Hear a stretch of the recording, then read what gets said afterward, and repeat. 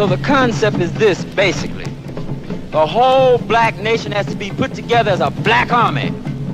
And we're gonna walk on this nation, we're gonna walk on this racist power structure, and we're gonna say to the whole damn government, stick 'em up, motherfucker. This is a hold up. We come for what's ours. But when I leave, you can remember I said, the last words on my lips, I am a revolutionary. And you're gonna have to keep on saying that. You're gonna have to say that I am a proletarian. I am the people. I'm not big. Never in the history of the Oakland Police Department has there been a day like today. 5 Oakland police officers were shot this afternoon, and tonight, 3 of them have been. Back on Just a Breath Network, Calico. Town business, baby. Always.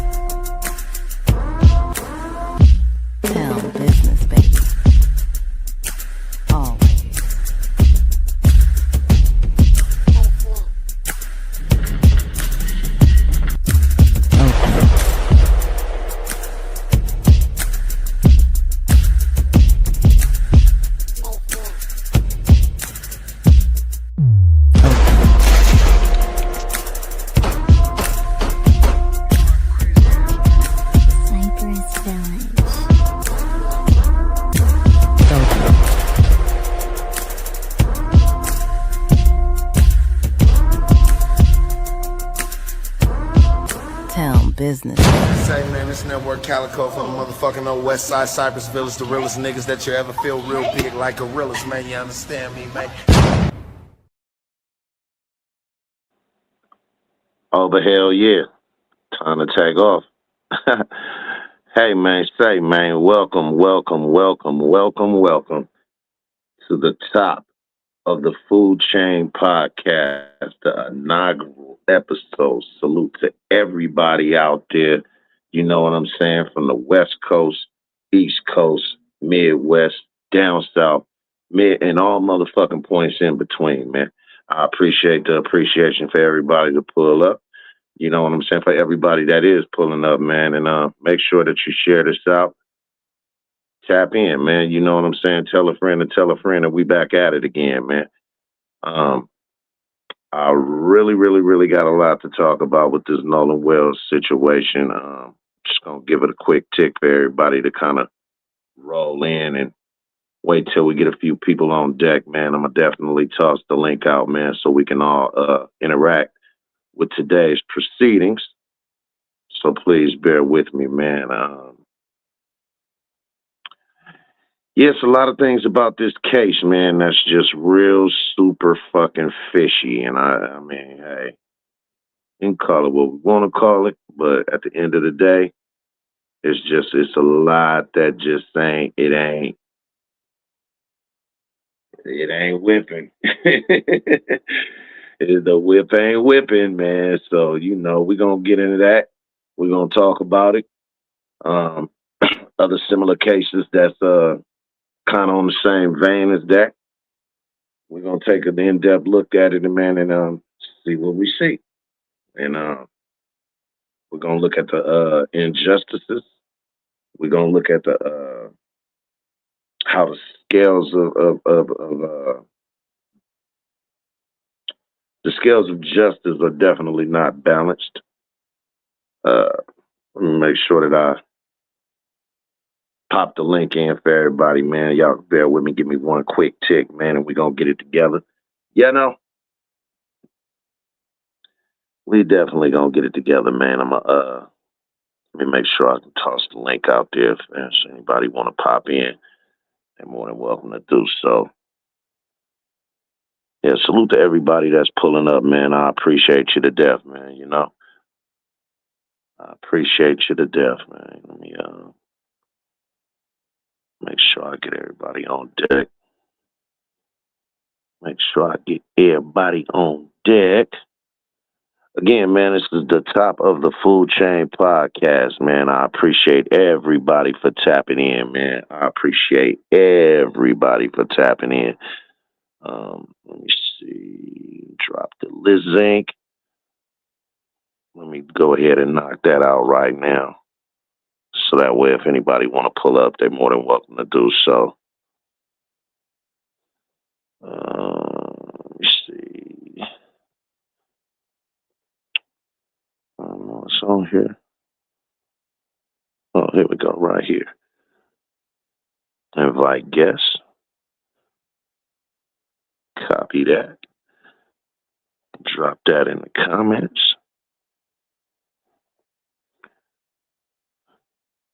Bam. There we go. So the link is dropped. You know, anybody that want to pop in, we're going to talk about it, man. I'm going to get this first piece of content going. And we can all have something to say about it, you know. Sears Network, Calico, co-host of What the Fuck Weekly, man. Make sure y'all go tap in with Yuck Mouth TV. Make sure you go over there and go subscribe and show my man some love, you know what I'm saying? Salute to the Fire Breathing Dragon. Make sure you go tap in with DGR Entertainment. Make sure you go type in with the Ghost Regime Network over there with Mike Ascari, man. MJG on the way. Yeah, we got a lot coming, man. We got a lot coming, but enough of that. Let's get into this first little chunk of content that I got going on, and we're going to rise from there, see what we got going. Breaking news. New developments have emerged in the investigation into the tragic death of 18-year-old Nolan Wells. As previously reported, Wells disappeared while visiting a remote island off the Mississippi coast with a group of friends on the 4th of July. 2 days later, his body was discovered washed ashore, leaving his family and the public searching for answers. The biggest question remains, what really happened to Nolan Wells? With no clear explanation so far, many people continue to suspect that there may have been foul play involved. Part of the online discussion has centered on the fact that Nolan appeared to be the only black member of the group he traveled with. Another point drawing attention is reports that an argument allegedly took place between Nolan and some of his friends while they were on the island. In response to the growing concerns, Nolan's family has retained civil rights attorney Benjamin Crump, who is now leading an independent investigation and seeking an independent autopsy. On Wednesday evening, Crump spoke with ABC News about the case and his decision to represent the Wells family. During the interview, another startling detail was revealed. According to Nolan's parents, they discovered that messages had been deleted from his phone before it was returned to them by one of the friends who had been with him on the island. That revelation has only intensified calls for a thorough and transparent investigation as the family continues to seek answers about what happened in Nolan Wells' final hours. What was going on with his cell phone? Yeah, and that's something that's really troubling to his family as well. The guys on the boat, they said Nolan stayed, but they took his cell phone. That's not adding up to them. Then when the family gets the cell phone back, Lindsay, they're saying they are trying to understand why they're deleted messages. Ooh. And so as the investigation continues, public attention remains focused on the group of friends who traveled to Horn Island with Nolan Wells. Their limited public comments have led to widespread speculation online, although no official findings have connected any of them to Nolan's death. On Wednesday, Ashley Cole, the mother of Warren, one of the young men who was on the trip, released a public statement after social media users began accusing her son and questioning her role as a judge. In her statement, Cole expressed sympathy for the Wells family, saying her family mourns Nolan's loss and continues to keep his loved ones in their prayers. She stated that Warren considered Nolan a close friend and said the online rumors had shifted attention away from the Wells family's grief. Cole explained that she temporarily deactivated her Facebook account because of the intense reaction on social media and concerns for the safety and privacy of her children. She emphasized that she and her husband have 6 children and did not want photos of their minor children circulating online. She also noted that she has known Nolan's family for many years, having grown up in the same community as Nolan's mother, and said she has deep respect for the Wells family. Addressing speculation surrounding the investigation, Cole stated that neither she nor any member of her family was present at Horn Island on July 4. She also denied any suggestion that her family was attempting to interfere with the investigation or prevent authorities from determining what happened. According to her statement, Warren fully cooperated with investigators from the Jackson County Sheriff's Department. She said he last saw Nolan at approximately 3 p.m. on July 4. Around 4:30 p.m., the group reportedly left the island after their boat began taking on water due to mechanical problems. Cole said Nolan chose to remain on the island and planned to return later with another group. Cole also addressed criticism over deleting her social media accounts, explaining that the decision was made solely to protect her family's privacy during a highly emotional situation. She added that her family hopes the public's attention remains focused on supporting the Wells family rather than spreading rumors online. Despite those statements, and despite local authorities saying they have not found evidence of foul play, Nolan Wells' family continues to push for answers. Civil rights attorney Benjamin Crump, who now represents the Wells family, has pointed to what he believes are important inconsistencies in witness accounts. During an interview with ABC News, Crump highlighted one example involving Nolan's final known movements. According to one witness, a young woman who had been speaking with Nolan said he told her he was heading back to the boat. However, statements attributed to the young men on the boat reportedly indicated that Nolan had told them he intended to stay behind with her. Crump questioned how both accounts could be accurate, saying the conflicting statements raise important questions that investigators still need to answer. At this point, one fact remains undisputed. Nolan Wells lost his life, and his family is still searching for a clear explanation of what happened that day. According to Crump, the results of the family's independent autopsy are expected soon and could provide additional information about Nolan's death. If reports that text messages were deleted from Nolan's phone are confirmed, digital forensic investigators may be able to recover that data, which could help establish a more complete timeline of the events on Horn Island. As the investigation moves forward, Nolan's family continues to call for a full, transparent, and independent review of the case in hopes of finally learning what happened to their son.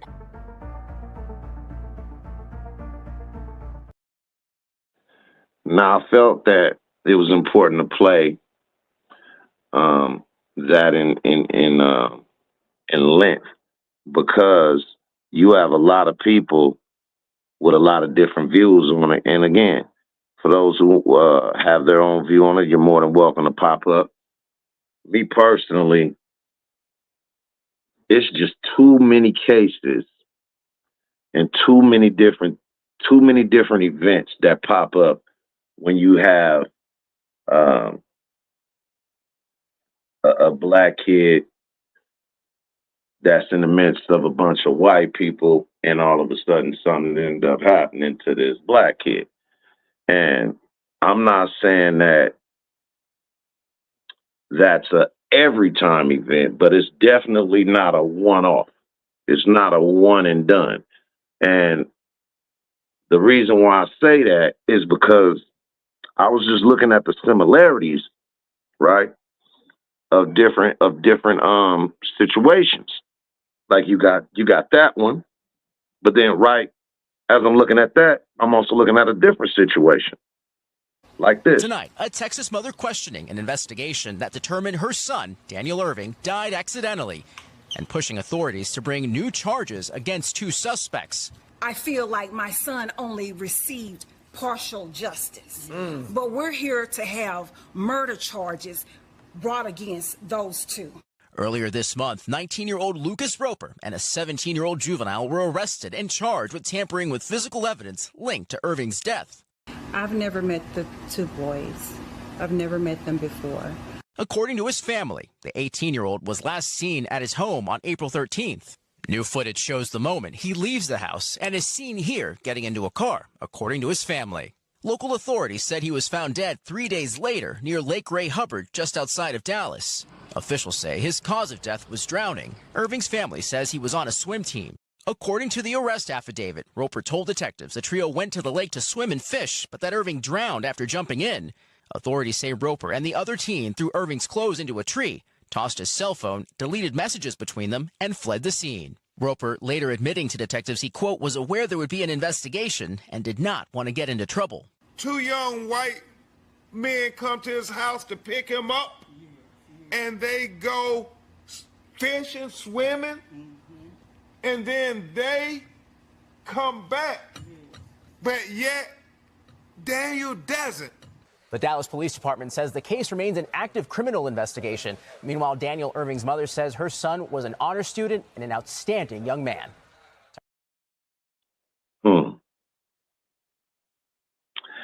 It's crazy that it's now that this is all being looked at, how many similar cases that you have that are like this, right?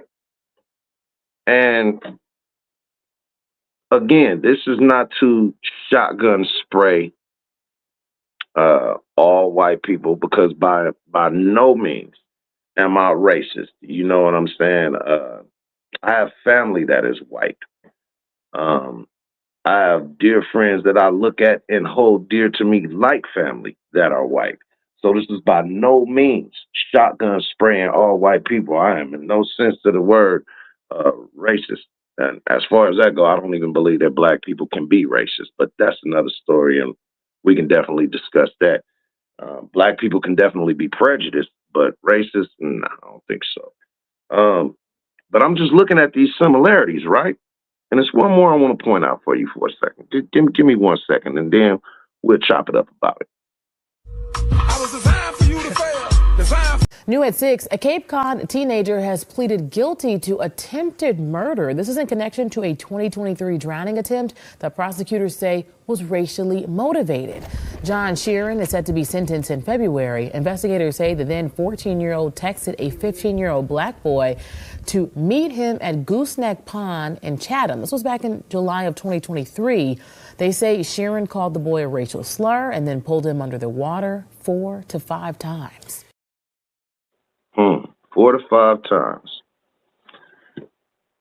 Pulled him under the water while they sat back and called him racial slurs. Whatever happened to that boy? Sheeran was sentenced to 30 months probation, 720 hours of community service. And while his lawyer doesn't deny the attack itself, he claims it had nothing to do with race. Mr. Sheeran, do you have anything you'd like to say? John Sheeran walked out of court a free teen after taking a plea deal, ending his attempted murder case. Unfortunately, my feeling was that I always wanted to try the case. I always have great faith in juries, but it was too risky. The 15-year-old leaves behind an ankle monitor that's been keeping him in Chatham for over a year, as well as the chance for a jury to clear his name. These people would have cost this kid, who was 15 years old, to come up to him on the streets and call him a racist and harass him, basically, and without knowing anything of the facts. A black youth told investigators that Sheeran repeatedly dunked his head underwater at Goose Pond in July of 2023. Court documents show that when he said he couldn't breathe, another child called him George Floyd. There was no racial intent here whatsoever, unfortunately, for obvious reasons. It took on a life of its own in that regard, but you have 3 young individuals, and what happened, happened. Sheeran's family was with him in Barnstable Juvenile Court for the sentencing, but they didn't want to talk on camera. His lawyer, Kevin Reddington, says they're relieved. He can go about his life and finish with his schooling. He's got a great job in the summertime, working on the boats, going to Nantucket back and forth, and, he'll have a normal life.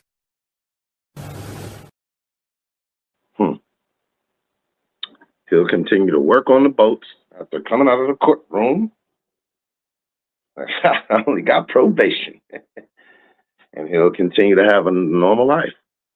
Meanwhile, the kid who's almost murdered has to live with the trauma of that, not only which was done to him by the person who walked out of court holding his lapels like, yeah, what the fuck you thought was going to happen?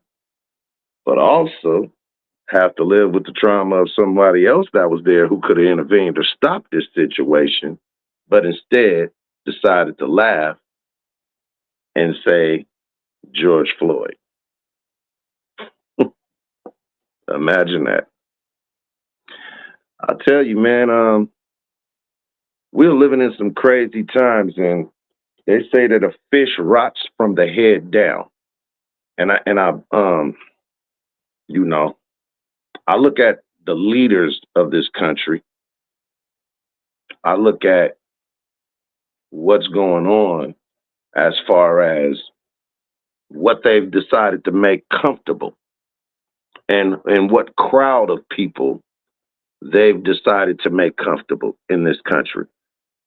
And again, it's by the leader of the country.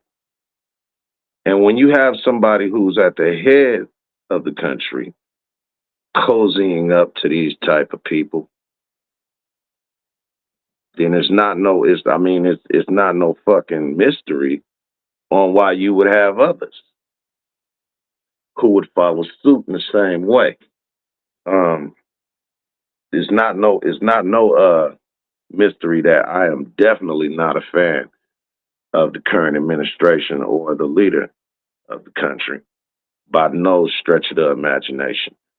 But again, this is a podcast. This live is designed for us to all interact. So by all means, I would love someone to hit the chat, or excuse me, to hit the link, and I'll pull you up so we can discuss the similarities in these 3 different cases that involve a black teen, white friends, drownings or attempted drownings, and next to no repercussions about it, at least thus far.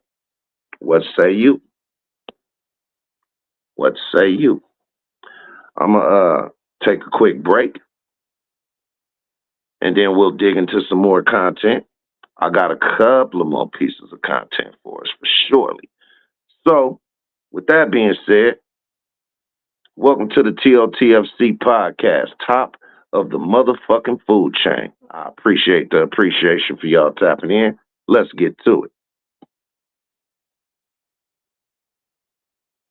Ever in history of the Oakland Police Department has there been a day like today. 5 Oakland police officers were shot this afternoon, and tonight, 3 of them have died. Top of the food chain podcast. Top of the food top of the food.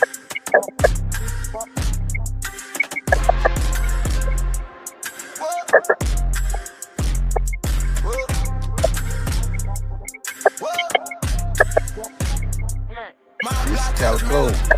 Only care about the valuables. I just got a calico. Don't make me get mad at you. How does the sun? I'm the one, you better run. I got a tech, I got a 9, I got a knife, I got a pipe. I got ops and I got them on my mind. Yeah. I heard some music, some like echoing in the background. Most of y'all niggas busters. Y'all don't want no ruthless. Waiting in a function. Y'all can't catch up, y'all niggas, and you think it's disgusting. Yeah. I was chasing paper. My shorty told me that she loved me. She got on her knees and started praying like a savior. There is no one above me. Y'all niggas ain't on paper. I've been on a money hunt. I've been on a counter time. I've been on this time and find me shooting at your concubine. Listen, I got me. Is that me echoing?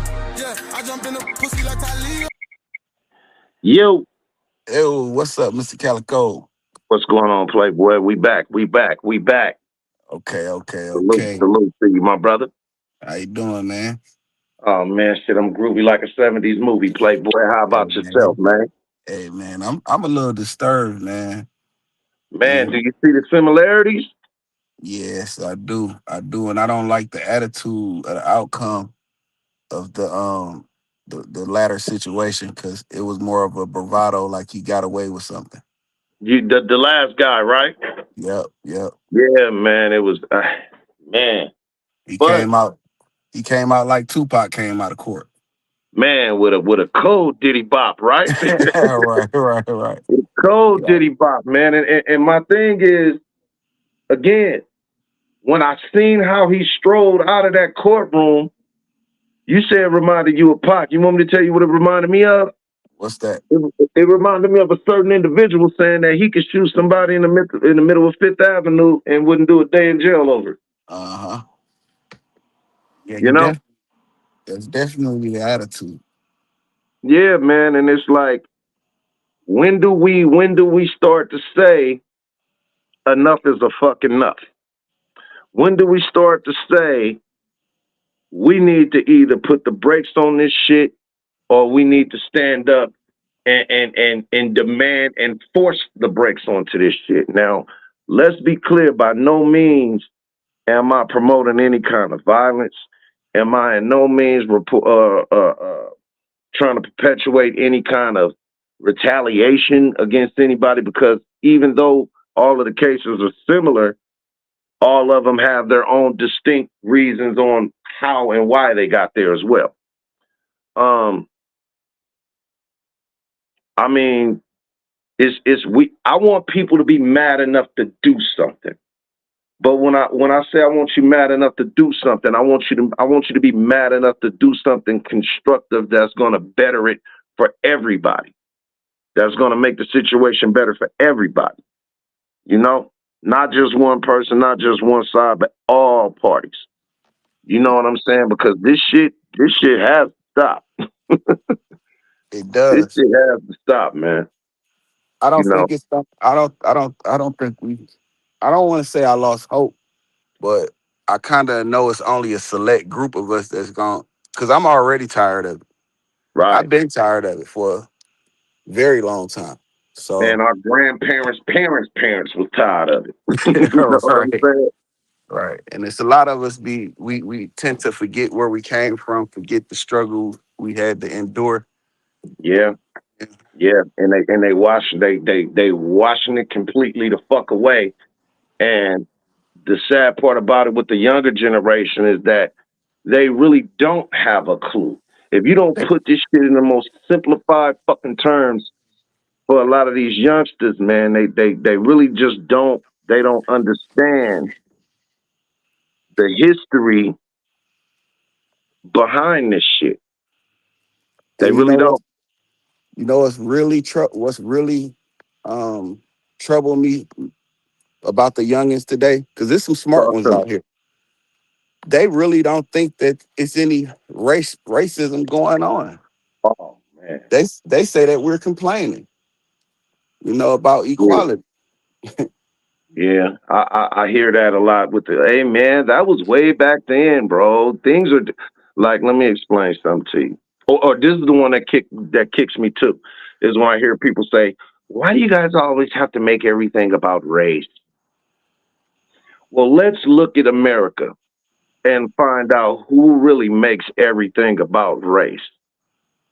Slavery, sharecropping, Jim Crow, the fights for civil rights. It seems like we're not the ones that's actually making shit all about race. Never was. It's actually us that's fighting against the ones who make everything about race. Seems like that more to me than anything. That's exactly what it is. But they confuse it and they flip it they deflect it. Mm, And people, some of us, the younger, the ones that's up under us, they accept that deflection, and then they try to put it on us when they hear us speak about it. And it's just because they absolutely. don't understand it. Absolutely, man. Well, I was always taught as a youngster, man, in order to be a great bullshit detector, you have to learn a few things. One of them is to know the difference between a reason and an excuse. And Yep. another one is to understand that anytime that is projection and deflection, that ultimately indicates deception. Um, Mhm. so since the younger generation probably has a problem with the way that we communicate it, let me try putting it in a way that they can maybe understand. Let's watch this. I was designed for you to fail, designed for you to suffer, designed for you to die. You and your sisters and brothers, I don't care if you rich or poor. I'ma get off the streets, I'ma trick you. Cause to me, just a nigga. Hey nigga, go shoot this basketball. Go throw this football. Here, take this kilo. Go in the hood and cook raw. See, I control everything.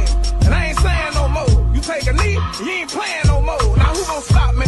Pray to your God. But can he hear you? That ain't even the whole Bible. I stole some of the scriptures and gave you a picture of a European man that told you he died for you. Nigga, I lied to you. Red, white, and blue. See, the red is for your blood, and the blue is for the water I brought you through then hung. And the white, yeah, nigga, white is for the elite. Now go on, pop your Percocet. Continue to stay asleep. Now go on and eat unhealthy. Coke, burgers, and fries. You niggas will rule the world if you just open your eyes. I committed the crime. You really the victim. If you wanna know my name, just call me the system.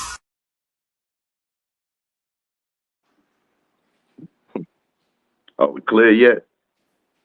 The system. The system. I listen to, and I'm a kind of go off from the main content that I'm talking about to say this. When it comes to some of our youth, ones that's quick to point the finger guns and talk all of this, I've literally heard motherfuckers say, because they didn't get killed by their enemies, you niggas ain't no real killers, y'all ain't shooters, y'all niggas can't even hit shit, y'all niggas didn't even knock nothing down.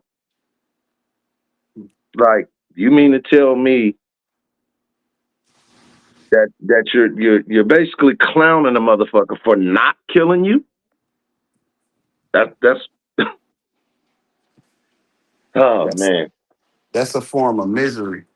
Some people are so miserable with their lives and themselves that they try to provoke people to, take them out of their misery. Absolutely.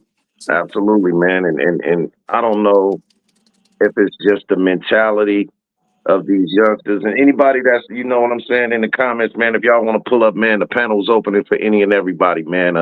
Please come and join the conversation, man. We can get high as a stewardess and deeper than a school of fish. Word to rap and rhyme, man. That was his bar.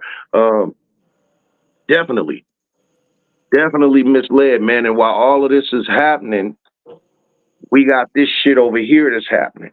Motherfuckers don't understand, bro. There's so many laws that's getting passed right now, so much shit that they trying to do and get and get passed through these fucking legislators through Congress to set these laws right up under motherfuckers' noses. And these niggas is worried about what's happening on the next episode of Love and Hip Hop, or who finna win the Super Bowl next year, or where LeBron just went to on the new team. Like, I get it, that has a place, but that shit is not important to the overall scheme of us as a people. First, us as a people in my community as a black man, but also us as a people as Americans. You know what I'm saying? Because we all here. We all stuck here. We all gonna have to be here, so we all gonna have to live here. So we're gonna have to find a better way for us to navigate together. And if it's just my bad, go ahead, brother. Key word, together. Mm-hmm. Together. And I think they have us so mentally dysfunctional that it's hard. It's some group of us. Because I was raised on salute the brother that's doing something. There you Help the go. brother that's trying to do something. There you go. Don't be oppressive to your own people that's already being oppressed.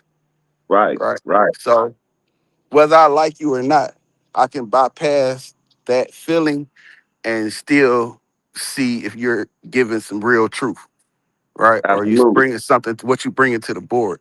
But a lot of us be so emotionally dysfunctional that we can't see past how we feel, and that keep us stagnated.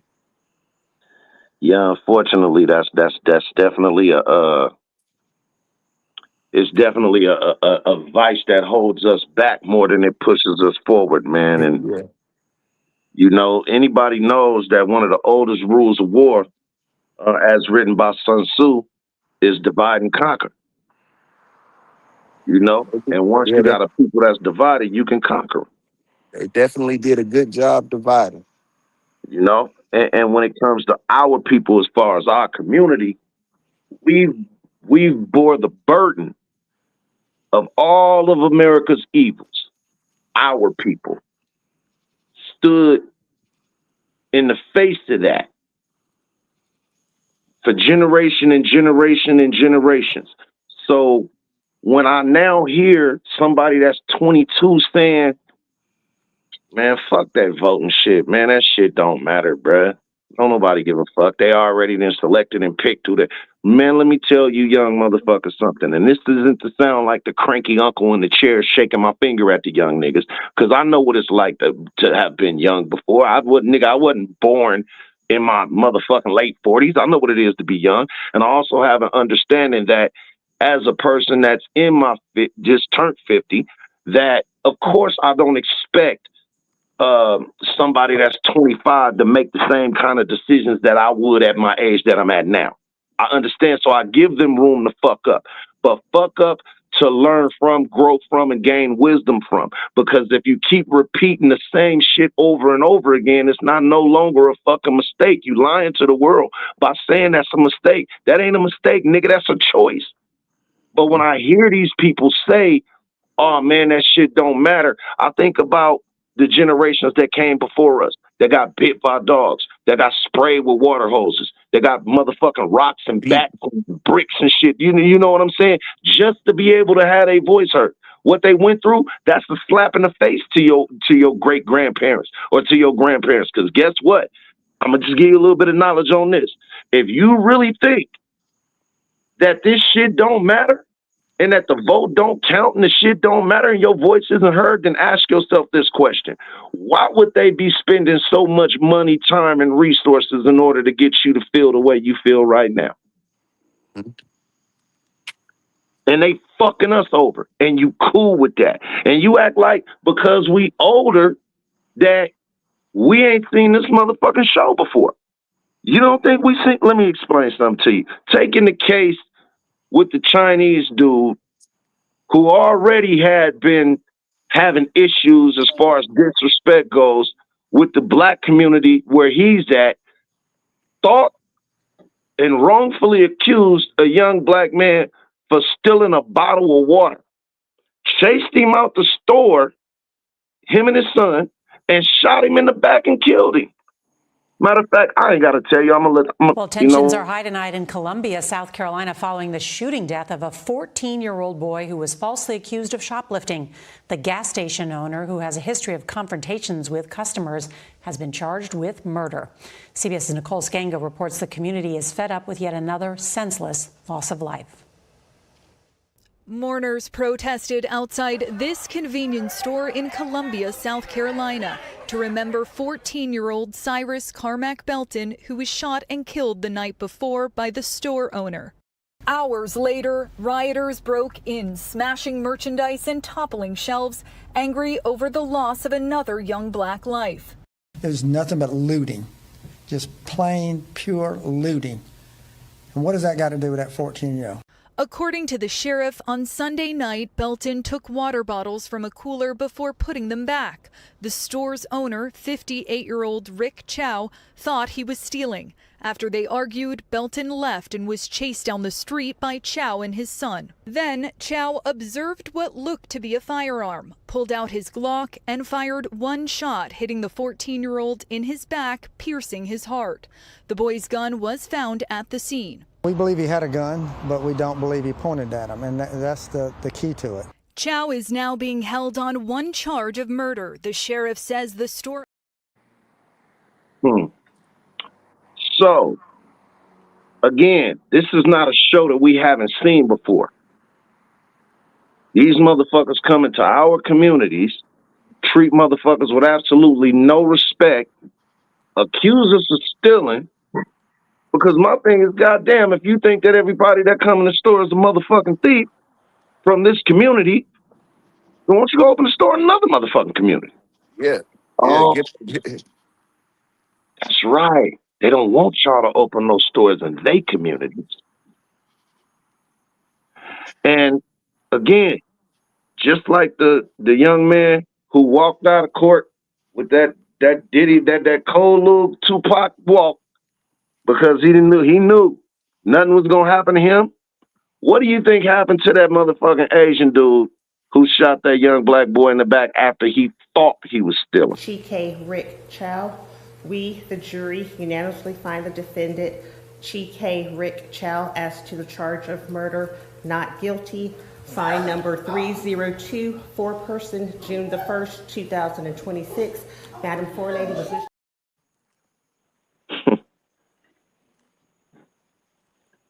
They killing our motherfucking kids with the knowledge of saying, ain't shit gonna happen to us. I don't give a fuck. Fuck them niggas. And again, this is not the shotgun spray everyone. Because I'm sure there's plenty of people out there, good, upstanding, God-fearing people that don't feel this way and don't have nowhere that kind of malice in their heart. But speaking from a person from my community, And for my people, it's gonna always be next to impossible to get you to understand the generational PTSD that a motherfucker carries with them, the generational trauma of these things happening. It's not nothing that motherfuckers are embellishing. It's not nothing that motherfuckers is lying about. It's not nothing that's a one-off, a random event. This happened time and time again. This shit happens time and time again. It happens so much you almost just anticipate the next one. Man, come on, man. That's the PTSD I'm talking about. Like, goddamn, they got us so desensitized. America is so desensitized to a black person being killed, young or old. I don't give a fuck if it's Oscar Grant in his motherfucking early 20s, late teens, to fucking Tamir Rice, who wasn't even fucking a teenager yet. The cop that jumped out that car and shot and killed that kid that was playing in a fucking park by himself with a BB gun. When that motherfucking police officer exited that car, he did not listen. He started shooting before he was out the car 3 seconds. He had it on his mind already. And then when it's, oh, well, you guys just say that he had it on his mind already. Well, how the fuck you think we feel like that? Because I know what it looked like when I got it on my mind. So Come look, on now. this is the you said a couple of points, and I don't want to let you get too far because we need to have discussions on these. When you talk about the voting and the younger crowd saying, you know, they have the ideology that it's already designed, it's already picked, their vote doesn't count. Mm-hmm. Okay, if that's the way they understand it, we need to fill that void. Instead of, it's okay, let us do the voting. But right, infrastructure wise, like in the community wise, we need to put something in place to where there is some sort of a pecking order. There is some sort of somewhere we can go to for relief. You know what I'm saying? For assistance without all of the, you know, paperwork, mumbo jump, you know, all of the, you know, obstacles that you have to go through to the extreme things you have to be going through to get qualified for certain things for help. Right. We have to start to help our own. We have to start because the president not gonna help us. The mayor, not at all. the mayor not gonna help us. We need to kind of like help ourselves. So you got successful black people that is that's feel as if they're in a class of their own and they don't have to come back. If they help, they're gonna help the select few that they know and they love, and that's it. You know, so for every successful black person, you have him helping maybe 20 to 30 people. And that's a lot. It's not that we gonna brush that to the side, but there is a way. If you get with another successful person that y'all come together, y'all can help way more within your community. Because in my mind, they could have stopped gentrification if they'd have just bought all the houses in their own neighborhood.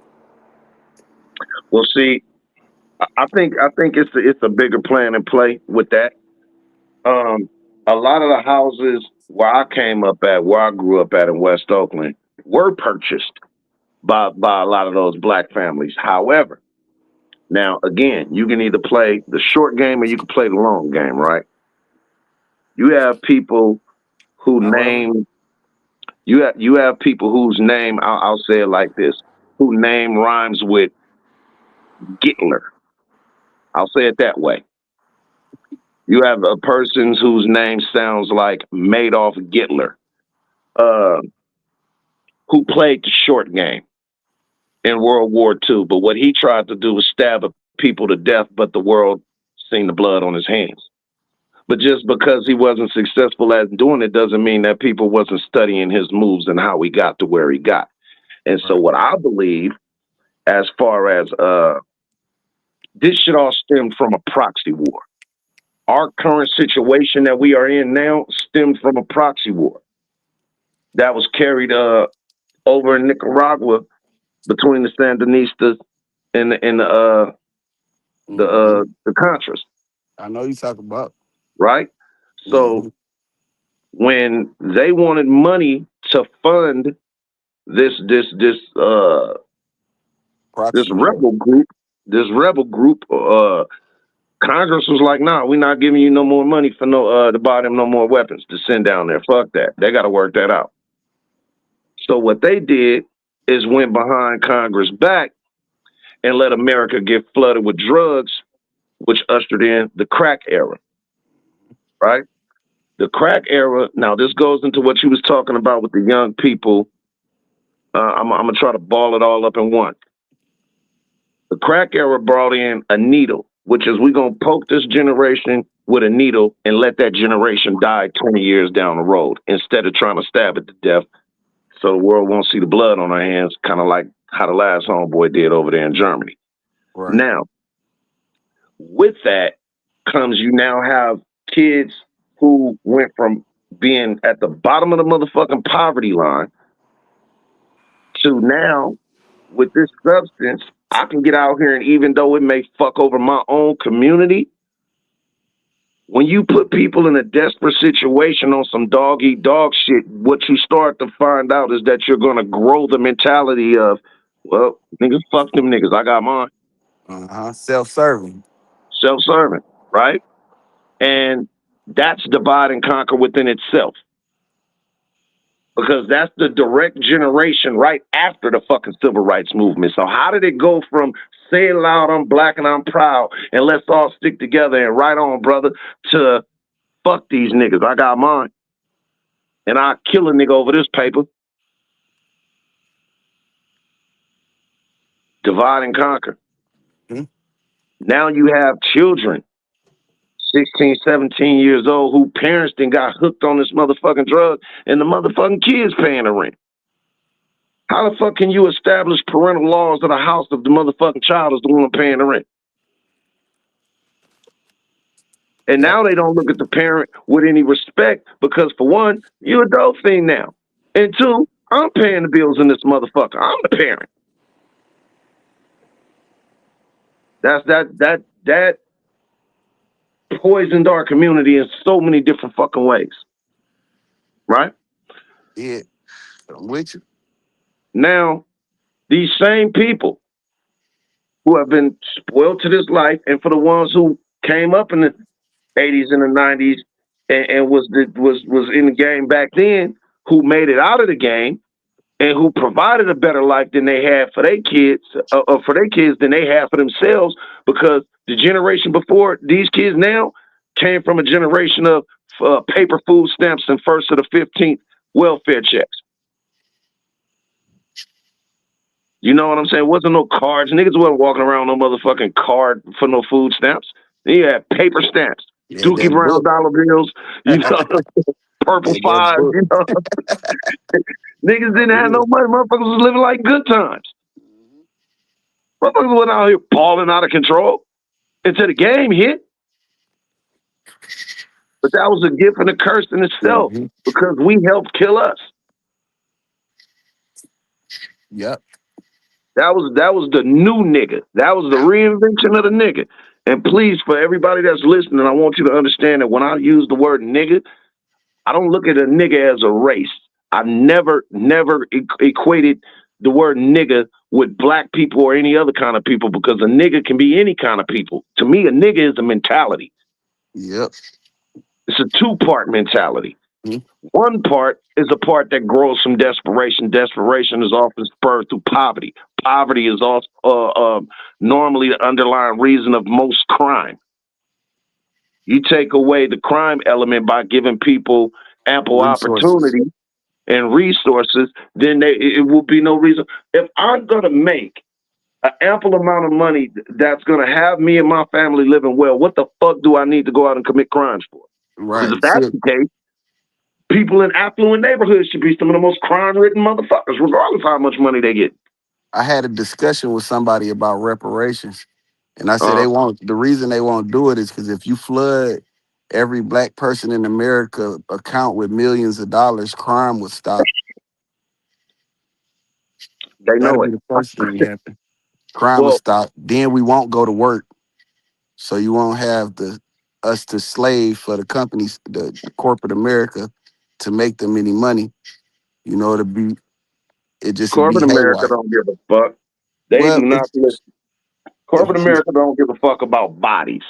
That's why they're trying so hard to build these goddamn robots and this AI technology to replace. You think it's bad with the resources now. Wait until you see millions of motherfuckers who woke up one day and said, oh, well, Robbie the robot is replacing you, so we don't really need you to do. Right now, the Bezos motherfucker is got a fully automated warehouse.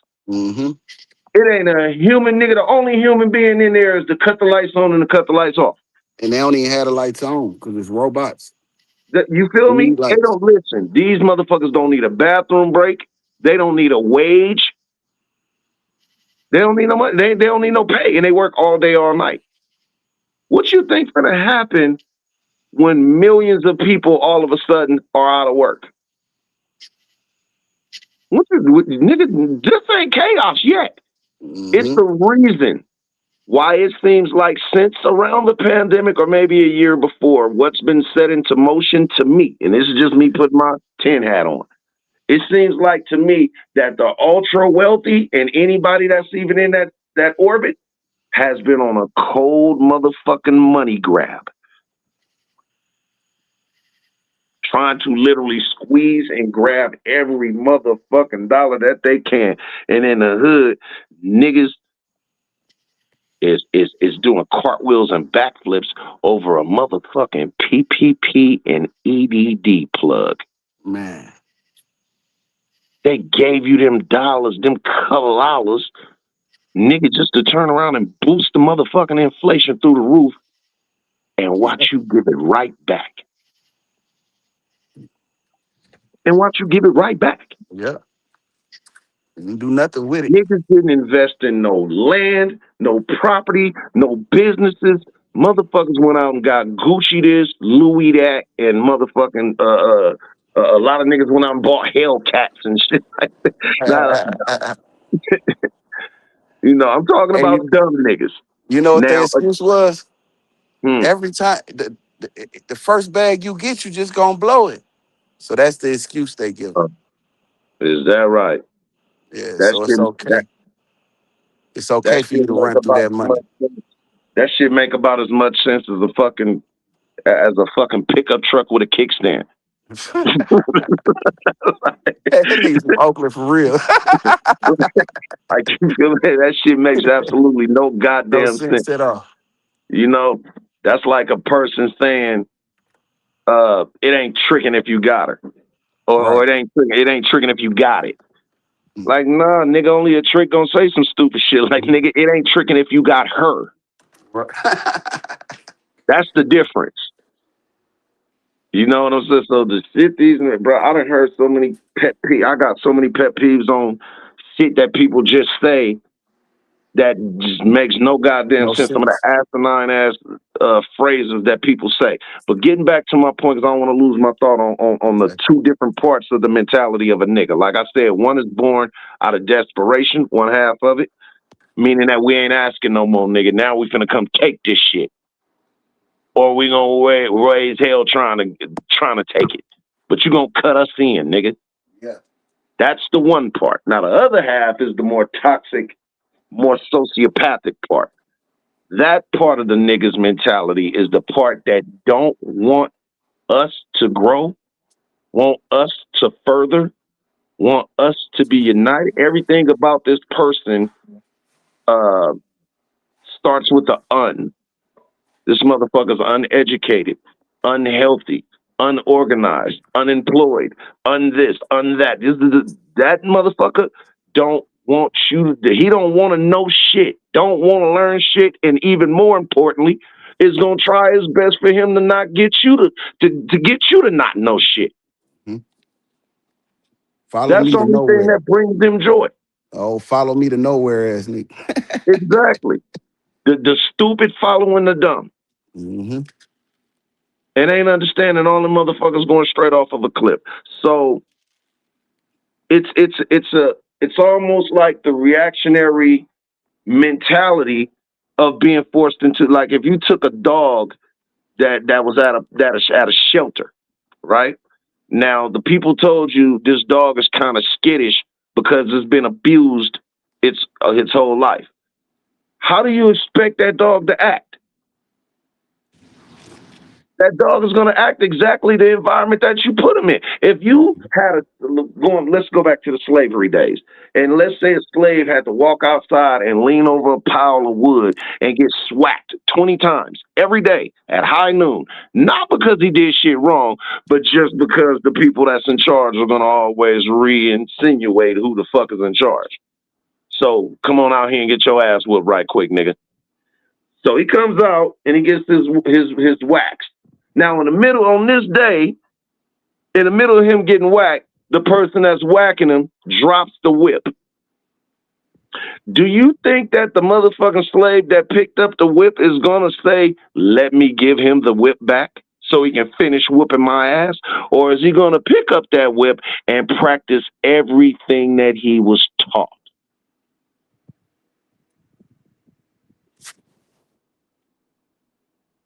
Oh, he gonna practice. Oh my God, they're so violent. Really? Well, where did we get that from? Did we get it from Clint Eastwood or did we get it from Arnold Schwarzenegger?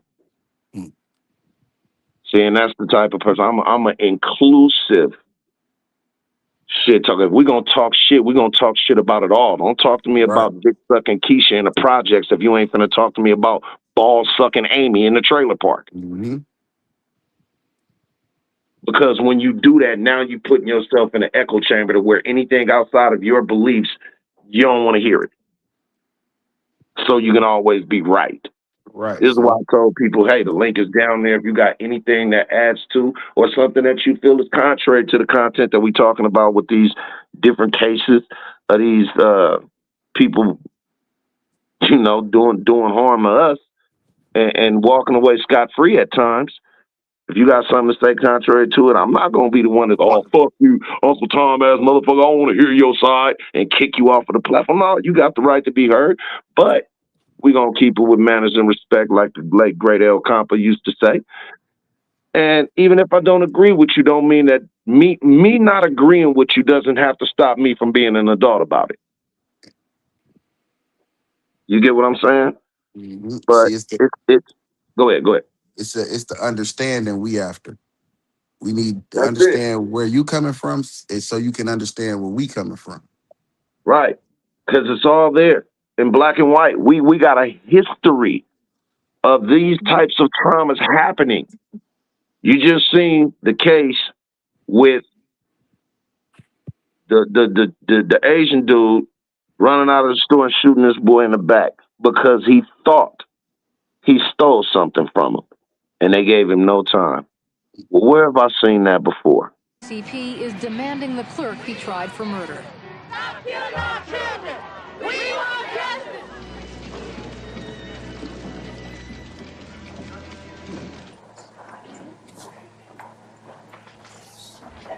Would the court please read the verdict? Title of court and cause. We, the jury, in the above time of action, find the defendant, Singh Jadu, guilty of voluntary manslaughter in violation of Penal Code Section 192A. It is not a time for rhetoric, which serves no purpose other than to fuel the fire. It's like throwing gasoline on a fire that's already burning. It is my opinion that Mrs. Du is not a danger to the community and that she is not going to reoffend. I know a criminal when I see one. I know a person who presents a danger to the community when I see one.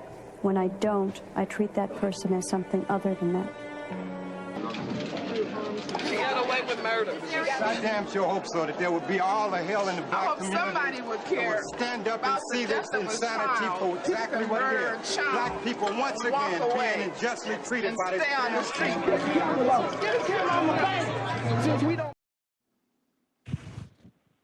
The judge heard the jury say. Now, first of all, it was a slap in the face to even charge this woman who killed a black teenage girl who was an honor roll student by the name of Latasha Harlins in South Central LA. This was back in the 90s. See, people think the 92 riots jumped off strictly over Rodney King, and that's not the case. What led up to it was a string of events. Number one, it was a white dude who ended up burning the hair on this dog. And they gave him 6 months to a year for animal abuse. The animal didn't die; it just had like third-degree burns or whatever on his back. He just did the animal dirty. So they gave him gave him like 6 months to a year for animal cruelty. Then right after that, the Latasha Harlan shit happened. She was going into the store to get a bottle of orange juice, which I guess she was looking for some other stuff. She took the orange juice and she put it on the side of her bag where it can still be seen. And then after she got whatever else she was getting, she walked up to the counter, and then the lady accused her of stealing as she was walking up to the counter to pay for the shit. Her and the lady get into an argument, get into a little scuffle or whatever. She like, I ain't got to steal a motherfucking thing. I get allowance every day. She turns to Lee like, bitch, fuck you and this orange juice. Put the orange juice down on the counter. After they get into their scuffle, the motherfucking Asian lady goes up up under the counter and pulls out a .357 and shoot this girl in the back of her motherfucking head. And she dropped like 15 tons of bricks right there in the goddamn store. Right? She goes to court. They arrest her. First of all, like I was saying, it's a slap in the face to even charge her with manslaughter when she should have been charged for murder. But nevertheless, that carried, I believe, a 16-year sentence, and they charged her for manslaughter, and the jury found her guilty. After the jury found her guilty, the judge stepped in and overruled the verdict and said, I think that this whole traumatic situation that she's been through was enough. And she doesn't pose as any kind of risk to the community. I know a criminal when I see one. That right there should have raised red flags by itself. I know a criminal when I see one. A criminal can be any fucking body. So if you know a criminal when you see one, then you have a preconceived notion on what you think a criminal should look like. They're so violent. So she overrode the guilty verdict and gave her probation because she's been through enough. Then right after that, in the midst of us hearing about that and then waiting to see what the outcome of Rodney King's situation is going to be, immediately right after that happened and this woman got away with murder, the motherfucking police get acquitted for whooping Rodney King's ass. And that's what set it off. It wasn't one event. But it's funny how these same motherfuckers that caused the fire would be the ones that say, hey, now everybody, let's just cool down. Now is not the time to don't try to fucking psychiatrist talk me now. Don't try to calm us down now. Don't bring these motherfucking black leaders and these reverends and these lawyers and shit in our communities and tell us, hey, you guys, you're destroying your own community.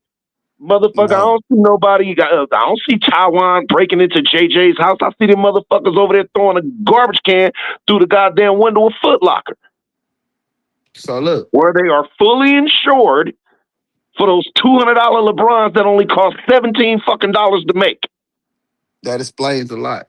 Cause you gotta look. Remember now, I'm in Detroit watching this on TV. And I distinctively remembering when the riots kicked off, it was a lot of Korean-owned gas stations that had wrote on their buildings, Blacka owned. Sure did.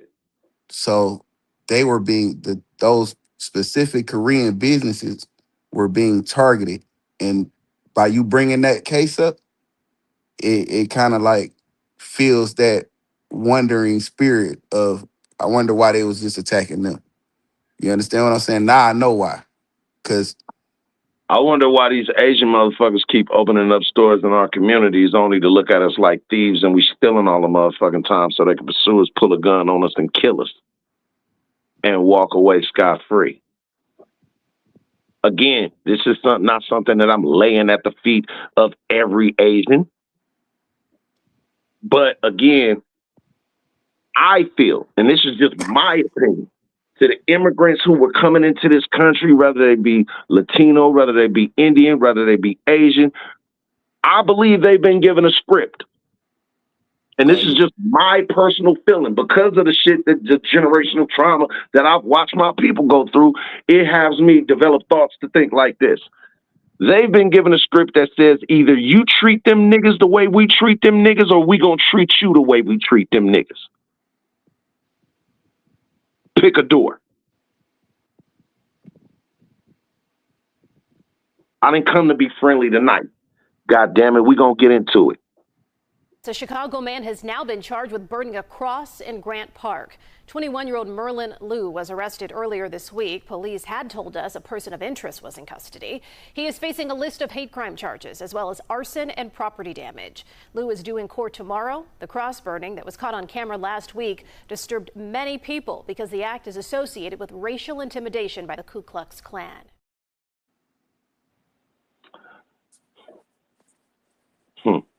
America like the fearmonger. Either you treat them niggas the way we treat them niggas, or we gonna treat you the way we treat them niggas. Now, why do you think out of all things, now I can definitely understand someone white doing that. Why out of all things? Because they interviewed him. He spoke out in the interview after this had happened, and he said that he didn't know that it was a intimidation thing towards black people.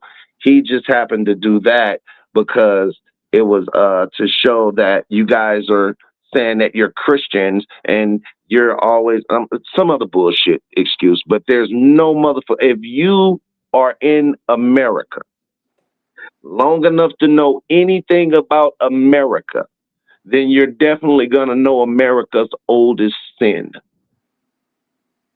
Without a shadow of a fucking doubt. So I don't give a fuck what kind of excuse that you drum up. Why would it take you to burn a cross? Right after, now mind you, this is right after, this is the reaction from some people in the Asian community. Again, being careful not to shotgun spray everybody, but some people in the Asian community, once they seen that some people in the black community were saying, we're boycotting these Asian businesses from their stores, their beauty supplies, they donut shops, they motherfucking hair salons, they nail and foot shops and all of that shit and all of that. We boycotting all of that shit. We ain't spending money with none of them motherfuckers until they understand the level of respect that's demanded by us in our community. You motherfuckers already coming in here and making money hand over fist and don't hire one motherfucker that look like me. You'll have every goddamn body in your family working in that motherfucker before you even think about hiring a motherfucker that live in that community. Yeah, they'll fly in a new motherfucker to come work. Come on, man. So what would make you, out of all things, burn a cross? This is America, people.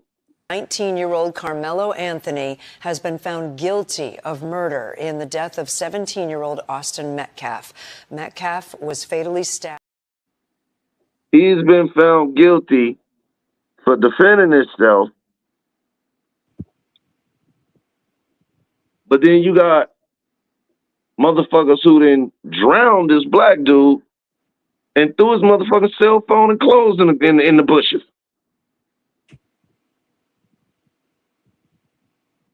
Ain't nobody sitting in jail. You got a motherfucker who tried to kill somebody by drowning them, while his other buddy was screaming, "Hey, looks like George Floyd. He can't breathe." And he walked out of the motherfucking courtroom tugging on the front of his motherfucking suit jacket like he was the goddamn governor. But this is America. He's accused of killing his stepsister will be released to family for now. And he's accused of killing Anna Kepner. Well, on a Carnival cruise ship last year. And Local 10's Christina Vasquez is live in Miami with more on what happened in court. Christina. The prosecution was asking the court here for immediate detention. Now, the judge denied that request, but he did keep the door open to the possibility in the future of remanding him into custody. When Timothy Hudson walked into a federal courthouse in Miami this morning, the 16-year-old accused of violently raping and then choking to death his stepsister, Anna Kepner, in their Carnival cruise ship cabin last year, did not know if the judge who previously ruled he could remain free on bond would now decide he should be in custody pending trial. The game has changed, a prosecutor told the court. The stakes are higher because the teen is now facing charges as an adult.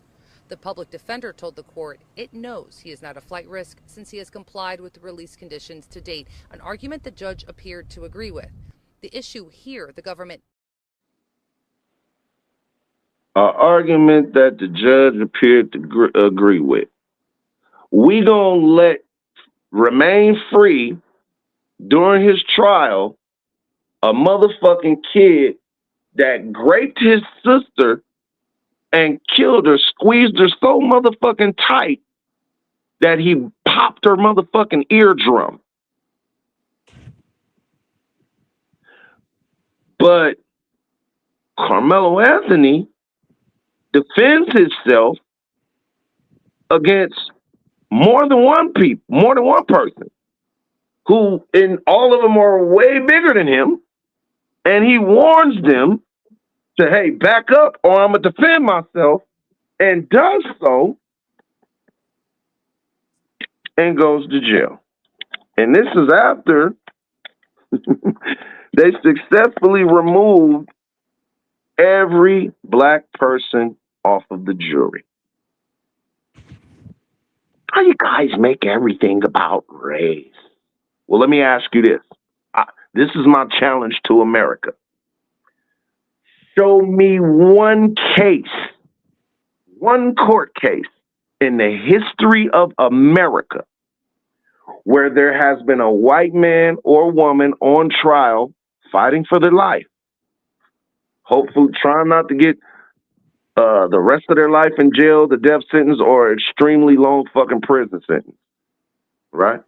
Show me one case in America where there's a white man or a white woman in court standing before an all-black jury and a black judge. And even better yet, show me that at any point in history. It won't happen. See, earlier when I said it's a difference between being racist and being prejudiced, and I said that black people can't be racist, I said that because I believe that racism isn't racism unless it has a power structure behind it. When a certain people who don't like another group of people have a power structure, like a government, all of the resources, all of the, mainly all of the motherfucking jobs, the land and everything, they own most of it, then they can use their racist beliefs and tactics in order to fuck over some other another group's life, livelihood, and lifestyle. As to where black people can't do that. Goddamn sure not in America. So there's a difference between being racist, which I believe that black people can't be, and being prejudiced, which any race can be. Now, I'll give you one other challenge. If the court case is too hard for you, show me at any point in the history of America where you've seen thousands of white people all grouped together marching in protest against black oppression.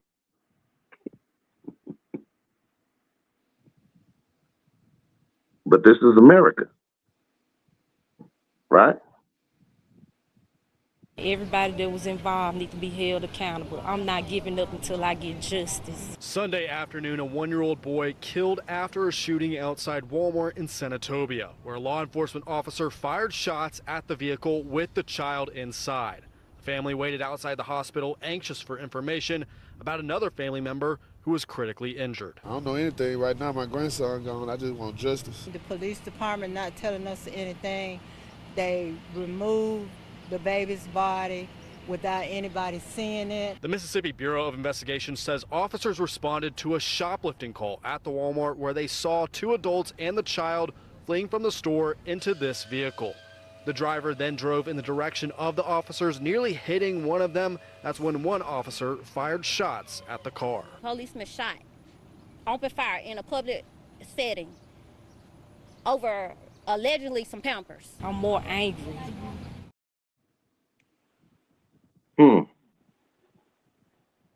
Good old Mississippi again, huh? Where allegedly this lady stole something, or these people, group of them, stole something from Walmart. And allegedly, she drove her car at the police officers who then opened fire. See, police have they have a lot of tactics.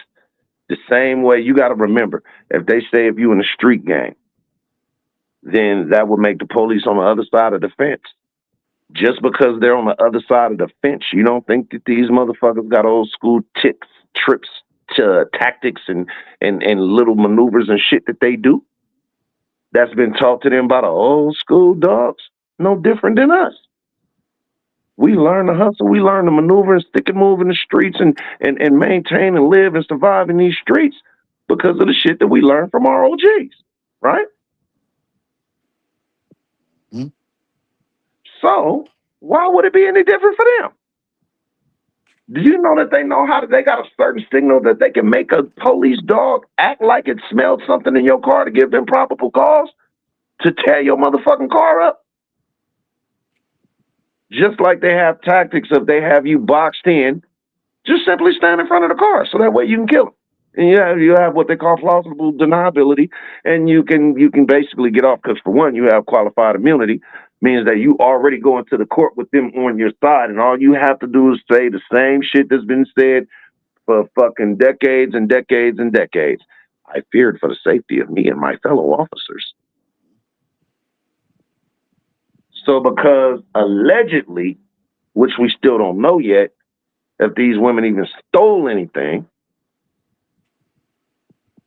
that gave you the right to go and not try to take them out of the car, arrest them, but ultimately fire into a fucking car in a crowded parking lot like some fucking cowboys and end up ultimately killing this baby who didn't steal shit. But this is America, people. New at 6, the DuPage County State's Attorney's Office has charged this man, Jeffrey Feigenbaum, with a hate crime after he allegedly called a child the N-word and physically assaulted him. According to Naperville police, this all unfolded Saturday. The 9-year-old boy, who is black, and his friends were building a fort. Police say the suspect's girlfriend's daughter damaged it, and when the victim went to the girl's house to ask about the damage, police say that Feigenbaum yelled the slur at the boy, pushed him down, and threw his bike as he ran away. A judge ordered Feigenbaum to stay at least 5,000 feet away from that victim while the case plays out. He's due back in court coming up on July 13th. It's just so violent. You a fucking grown-ass coward. Where your fucking children went and destroyed this kid's little makeshift fort. He does the right thing and not beat up your kid or anything, but comes to your house and knocks on the door and say, hey, man, I came to talk to you about, what they did to my fort. And in return, you being a fucking adult, a grown fucking man that's damn near 3 or 4 times bigger than this goddamn 9-year-old. You call him the N-word, attack him, and throw his bike? Why didn't you tell him to go get his daddy? And let's see if you would have threw his father's bike. This is what they doing to our kids. And we not supposed to say, well, you guys always make this about color. You guys always make... They do. And again, I'm only specifically talking about the racist motherfuckers because those are the ones who I can't stand. And only them. Fuck what you doing to us. We grown, nigga. I done been around the block a couple times, nigga. I done seen the motherfucking sun jump up and fall down way too many times to know that the only way you gonna push me off a cliff is if I'm grabbing your motherfucking shirt. So I'm prepared for that. But our babies? But this is America, people. A horrific and heartbreaking story out of Long Island tonight. 3 women are now charged in the death of a little girl in Bayport. Jordan Duncan was just 7 years old. Tonight, prosecutors say they have disturbing evidence that shows the women in custody actively tortured the child. Stacey Sagers live in Bayport with the very latest on the arrests and the ongoing investigation. Stacey, heartbreaking. Well, Sade, 3 generations of women and allegedly the horrible torture of an innocent child. This was the brutal murder of a defenseless 7-year-old girl, according to the Suffolk County District Attorney. This all began here in Bayport with a 911 call to this home. It ended now with a massive grand jury indictment. Oak Street here in Bayport, where nicely kept homes bear welcoming signs and American flags line the block. Number 9, no different, except for the horrors that prosecutors outline inside. You hear about this stuff and you don't think it's going to be so close to home. It hits a little different when it's right here. They say the 7-year-old girl who lived here endured months of abuse. I just feel terrible because, we just feel like we would have done something. A grand jury indictment now alleging that Jordan Duncan had at least 90 injuries on her body in the last 48 hours of her life. 20 other injuries, including some suggesting she was whipped. Looking outside the home, a clear indication the family denies any abuse. Signs about their own grief after Jordan went into cardiac arrest here last December. But neighbors like Tom Lowe, who lives 2 doors down, wondered. Like 9 months ago when they went into the house, ambulances, cop cars. Now 3 generations of women in the home, all charged with the abuse that caused little Jordan's death.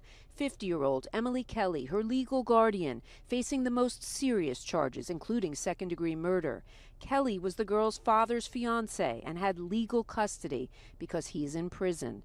But prosecutors say in the year Kelly was in charge, cruelty persisted. So did alleged cover-ups of Jordan's injuries discussed between Kelly and her 24-year-old daughter, Alyssa Seymour. Kelly's elderly mother, meanwhile, Barbara Renner, allegedly singing in the background during a video showing little Jordan struggling. 3 generations?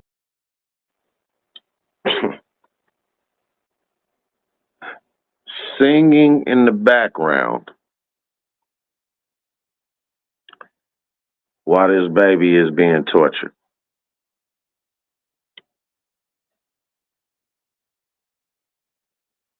Singing in the background. What kind of person do you have to be? How dark and fucked up is your heart and your mind and your soul to hear a baby screaming in agony and you're singing in the background? That can only happen if it's music to your ears. This is America, people. This is America. And again, this isn't shotgun spray everyone. But what I'm damn sure not gonna do is sit up and act like it ain't nobody. Oh, nothing to see here. Move along. Nothing to see here.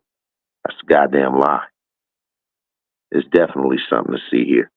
And I'm going to keep putting it in your face until you get mad enough to do something about it. And I want you to do something constructive about it. Not destructive, constructive. But we have to start ostracizing these people. We have to start calling these people out. You know, I I'll say it this way for the ones who believe in the Bible. We live in a world where the most common phrase when somebody is in need of help is, "That shit ain't got nothing to do with me. Shit, man, that's between them. Man, I'm minding my business."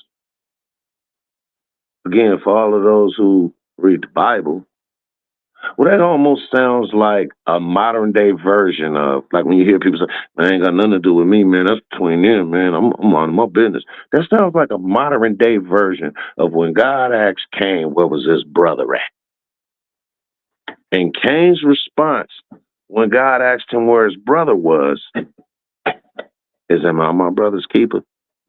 That sounds the same as, "I ain't got nothing to do with me, man. That's between them." That's the world we're living in. This is America, though, right? This is what we've had to stand through and what we had to deal with. You guys just make everything about it's our babies. This shit starts at such a young age where our babies are called worthless and slow and dumb and ugly, that the self-esteem is damn near shattered damn near around the same time that they can walk. You think spirits don't talk? You think spirits don't grab and touch onto the soul of their ancestors and as well as the generations after them? We carry that. And it's one thing, and it's fucked up for one thing to carry it. It's another thing, and it's a slap in the face for motherfuckers to know that we carry that and to try to dismiss it up. "Oh, you guys are always complaining." I tell you what, I want you to remember that when you talking to somebody who's judo, who's jujitsu, and when they say "never again," when the small hats, the ones who do judo, when they say "never again," when they talk about the situations that happened in World War II, look at them and say, "Man, you guys are always bringing it up. Why quit complaining? That was the past."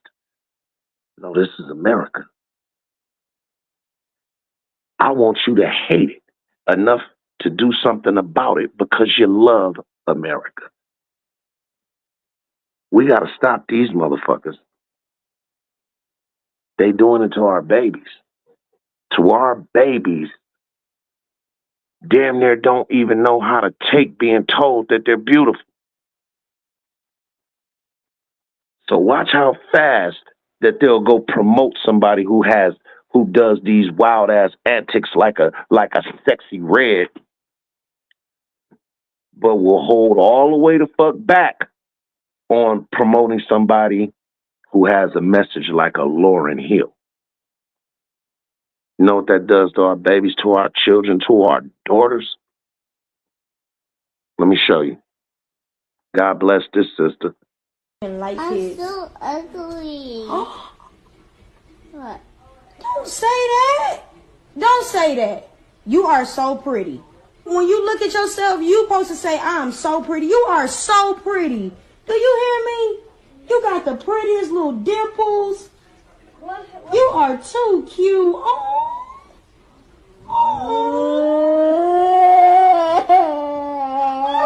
No, you gonna make me cry. You're not ugly.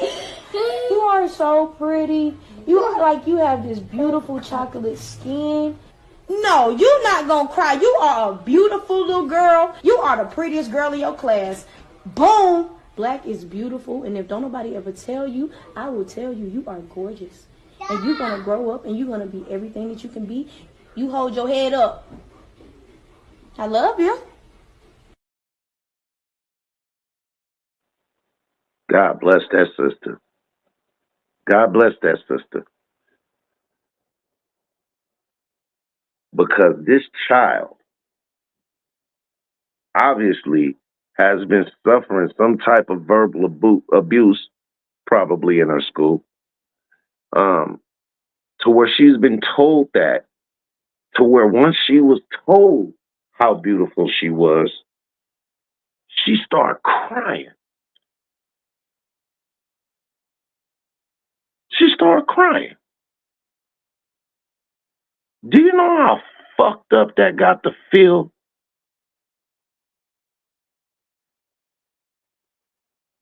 But this is America. And this is what they doing to our babies, to our families, to our family reunions.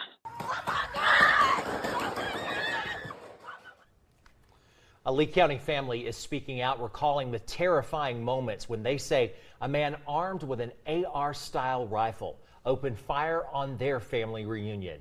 And thank you for joining us at 5 o'clock. I'm Greg Lloyd. And I'm Carla Heath Sands. Now, that shooting happened Sunday evening on Autumn Leaf Drive in Leesburg.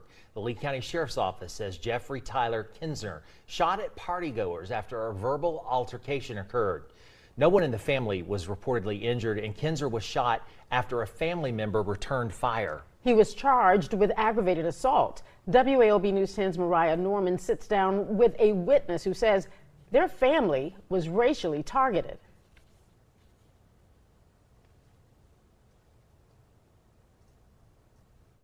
This family says they were celebrating a birthday and spending time together before a man they identify as a neighbor pulled up and opened fire with an AR-style rifle. Witnesses say the family was gathered outside for a reunion Sunday night when a car drove by. A white man who witnesses say was Jeffrey Tyler Kinzer was inside the car yelling racial slurs at the group. And he's talking junk and he started yelling the N-word. He kept going, so we let him go. And we were just discussing what just happened, why he tripping. But Green says Kinzer came back, this time wearing armor and carrying a rifle. Oh my God! And then that's when everybody started running. He got a gun. All the kids, they were making sure the kids get in the house. And people started taking positions because they seen he had a gun. And I was in the middle of the street. That's when he raised it and fired. Boom. And I grabbed my gun and started returning fire and moving with him. Hello? Hello? They say the fastest way to make a motherfucker stop shooting at you is to start shooting back. And the cold part about it is, these is motherfuckers that's entrusted with positions that could damn near be life-saving to us. You imagine a person getting in a car accident or getting assaulted or beat up or stabbed or shot, and they call 911 for the ambulance, and normally before the ambulance get there or right around the same time the firemen get there, or if your house catch on fire, the firemen get there or whatever. Well, new this hour, a Marine Corps logistics-based firefighter is on leave after shots fired, an incident where shots were fired at a family gathering in Leesburg. MCLB Albany confirms Jeffrey Tyler Kinzer has been placed on administrative leave from his job as a lead firefighter. Investigators say around 9. The same motherfucker that shot up that family gathering while he was yelling racial slurs. He's a firefighter. Somebody that if you, let's say, were in a car accident and you were hanging on by a thread, and the only motherfucker that was there that can save your life was him, don't really give you too much confidence. More so than it may have it in your mind that if you don't got the right complexion for affection, this motherfucker might let you die. Or even worse, try to help kill you. I want people to get mad enough to do something constructive, mad enough to start calling these motherfuckers out, exposing these motherfuckers.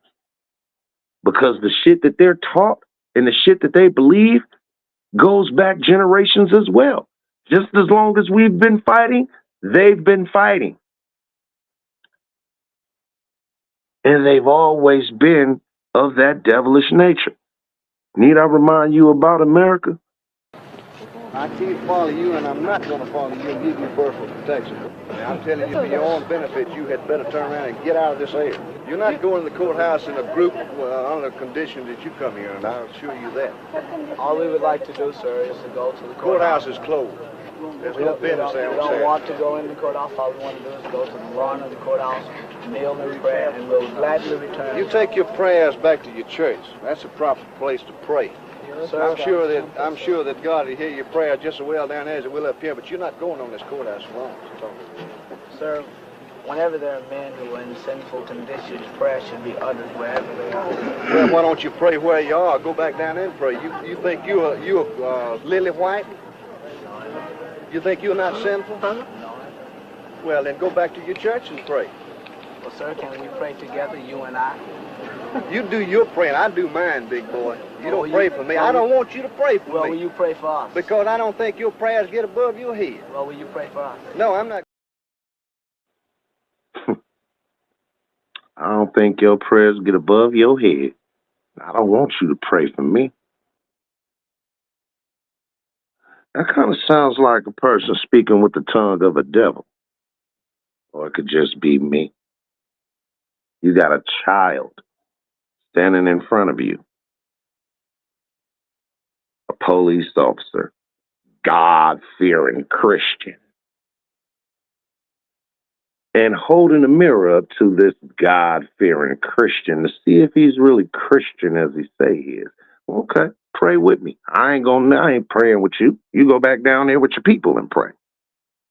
Which means I would think that nothing means more to that man than racism itself, not even God. So why would you not think somebody like that would be so dead set, or wouldn't be so dead set on making sure to ensure his level of hate? The best way to do it is to pass it down and raise his children up with the same beliefs. This is how these people don't go away. Because hate is not something that you're born with. I don't believe that. I honestly don't. I don't believe nobody's born with hate. I believe that everyone is born with love. People innately know what love is. People automatically, you're born knowing what love is. You're taught hate. Rather it's what you observe visually, rather it's what you're taught verbally, and who's the one responsible for your upbringing. You hear a lot of people that fly Confederate flags that'll say, oh, this isn't a sign of racism or hatred. This is my heritage. This is Southern heritage. Well, what is heritage? Let's break that down. The heritage would be something that you're an heir of and what your family is heirs of. Just like you're the heir to my fortune. This is a family heirloom. These are all things that you are heirs of, which means that it was passed down to you. So when you say this Confederate flag, which stood on the field to represent those who were fighting to keep slavery alive, if this is your heritage, then this is something that you inherited. And you willfully, proudly display a battle flag that was meant to be waving on the field in the fight for the continuation of slavery. You have people who will say they are so pro-American. I can't stand all of these goddamn immigrants. They fly the Mexican flag and the Dominican Republic flag and the Cuban and the Puerto Rican flag in America. That's so disrespectful. We need to get rid of all of these illegals. If they love their country so much and they want to fly their flags, why don't they fly it back in the country that they come from? Well, that's funny because when I see these neo-Nazis, these skinheads, walking around in the streets of America, going on their little rants and doing their little marches in safe cities where they know no harm will come to them and they can intimidate more people, where they may outnumber the people who would choose to stand up against that. I have no problem with them flying Nazi Germany flags. Not at all. I never heard them complain about that. And these were actually the people who, these proud red-blooded Americans whose grandparents and great-grandparents fought in these wars, they were killing your people. Stupid. But the continuation of hate means so much more that they're willing to be ignorant to that. You see, some people confuse and conflate the word ignorant with stupid or dumb. It's neither. The base word of ignorant is to ignore, meaning that you know the difference between right and wrong. You just choose to ignore it. But this is America, people.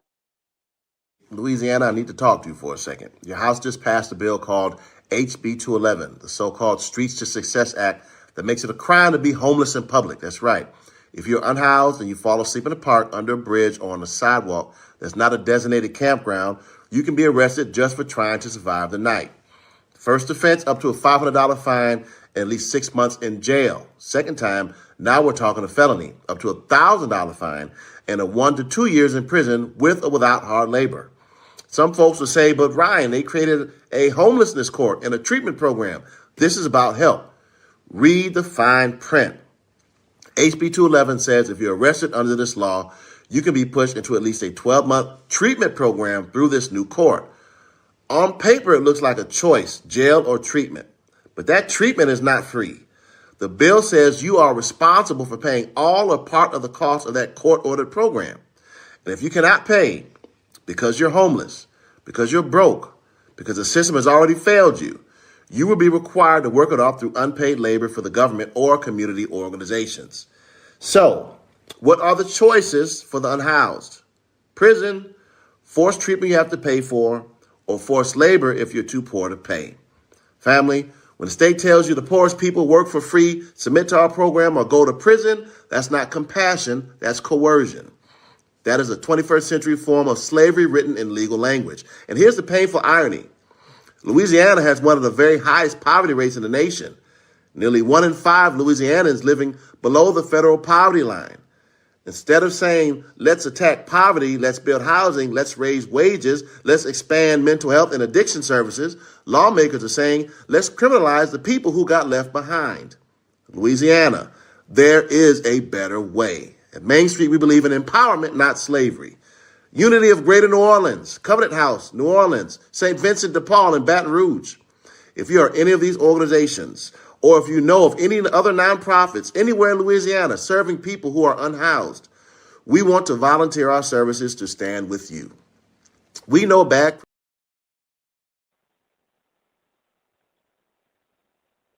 Written into the laws. First of all, before I even get into that, let's talk about the 13th Amendment again for a quick second. 13th Amendment, which says that slavery is abolished except for the convicted felon. And the reason why that exception was put there is because the people who even chose to abolish slavery didn't want to do it willingly. They wanted to do it to break the monopoly of the South. So it wasn't like they just were, it was abolitionists, but it wasn't like the whole other side were just abolitionists. As far as that shit goes, it was quoted by Abraham Lincoln that if I can find a way for us to not go to civil war without having to change to certain situations, then I wouldn't care about the slave. I'd let them stay that way. But we got to break this monopoly. And we can't allow them to secede from America. We have to keep the Union together. So in order to break the backbone of their economy, we'll free the slaves. It wasn't because they gave a fuck. It was a political move. It was a political play to financially break the other side. But this is America, people. This is America. And if you're not careful, if you're not paying attention, if you're not aware They'll do it right under your motherfucking nose, because just like homeboy just said about the details, what's always in the details? The devil is always in the details. All the time.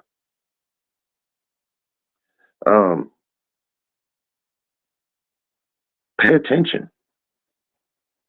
Because 50 years from now, 100 years from now, they'll been and rewrote history and wouldn't even have to fight you to do it. You stood by and watched and let it the fuck happen. And niggas in my generation is getting up there. We not on the climb up the mountain, nigga. We at the top of the mountain, finna get ready to go back down it. So for the ones that's coming up the mountain, it's important that you know this. I have hate for nobody except for those who have hatred in their heart. But this is America, people, and they passing these laws, and they rewriting and whitewashing history. When you look at this side-by-side comparison throughout the bill, it reads like a how-to guide in historical whitewashing. Are you aware that this new version of the bill from the Senate removes the writings of Frederick Douglass? I am. Are you aware that this new version of the bill from the Senate removes the writings of Dr. Martin Luther King Jr.? Yes. Are you aware that this new version of the bill from the Senate removes the history of Native Americans?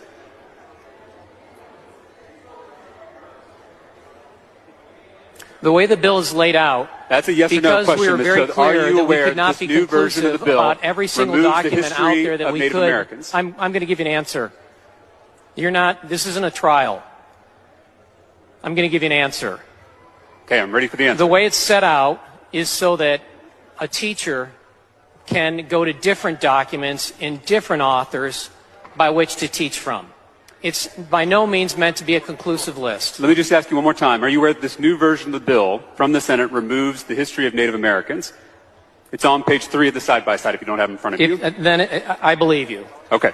Are you aware that this new version of the bill removes mentions of Cesar Chavez? Yes. Are you aware that this new version of the bill removes mentions of Susan B. Anthony? Yes, I am. Yet the new version of the bill from the Senate, this is not the bill we all passed as a House, but the Senate's version, it still includes the writings of Alexis de Tocqueville, and he's not even an American. Could that be because he's a white man?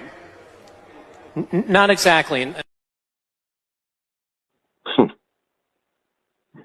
So they'd rather give you historical information from somebody that has to do with America that isn't even from America. So whitewash out now. See, right now, we know about the Martin Luther Kings and the Malcolm X's and the Marcus Garveys and such on and so forth. The Huey P. Newtons and the Bobby Seals and the Eldridge Cleavers and the Carmichael Stokely's, and I can go on and on and on and on. We know about all of these people right now. However, if you think whitewashing can't have an effect long term, and remember I told you these motherfuckers is playing a long game. If you think that can't happen, then I guarantee that if you are 35, 40 years old or older, you were taught in school that Christopher Columbus discovered America. And I can remember hearing about how when the Pilgrims came, and we learned this in elementary school, right around the time of Thanksgiving. Y'all know the story. Oh, the Pilgrims came over on the Mayflower and they shook hands with the Native Americans, and the Native Americans and them all got together and they celebrated Thanksgiving, right? Well, here's the problem with that. And I raised my hand and I asked my teacher. I said, well, if Christopher Columbus discovered America, then what the fuck are Native Americans? He told me to get the fuck out of his classroom. And I just said, like, it doesn't Native America, the word native means to be one that is indigenous of that land. So if they are the people of that land, How the fuck did Christopher Columbus discover anything? And as a matter of fact, Christopher Columbus never stepped foot in the on the North American continent, period. He didn't get any further than the fucking Caribbean. So when the fuck did he discover America?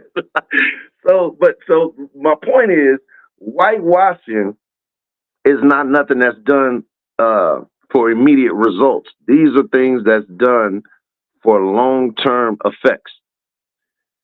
And I hate to say, until we address, and I mean really address, America's natural sin, or its original sin, I should say, I don't think that's a hump that we're going to ever get over. As long as people live in denial, as long as people live in hate, then there's always going to be a struggle against it. That's America for you. I appreciate everybody that tapped into the podcast. You know what I'm saying? My folks, my family, my friends, my followers.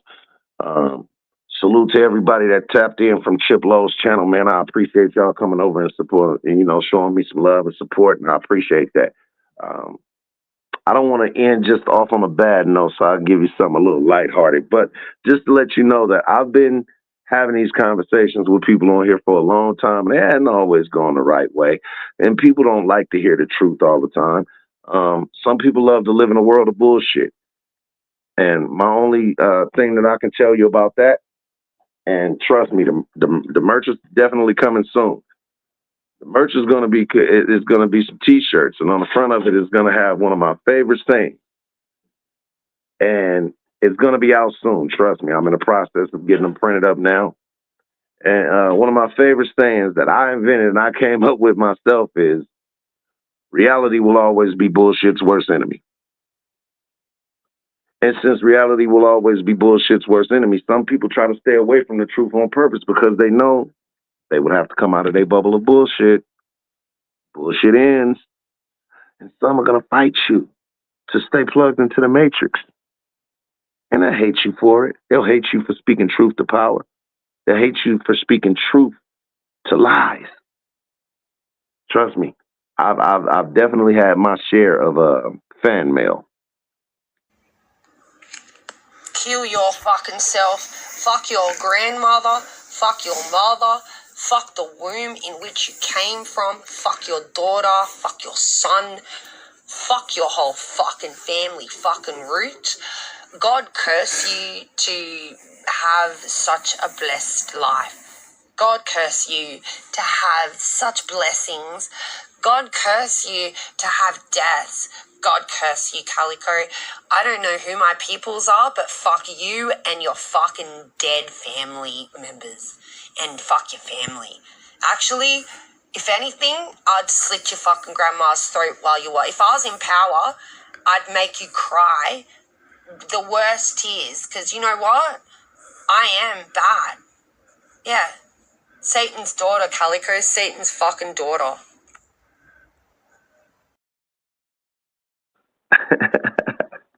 And I don't deny that you are not. Or I don't deny that you are, I should say. So I give my fan mail as well, man.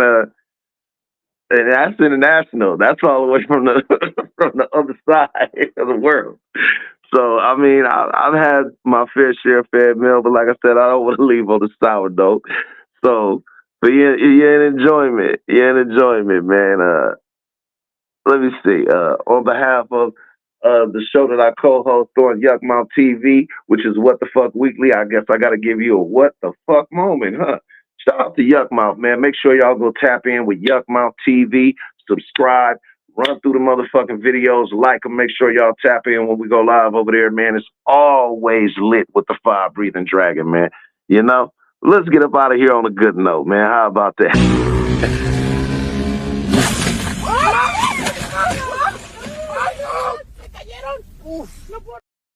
Oh, Big Mama. I'm glad. I think it was the legs that stopped the bike.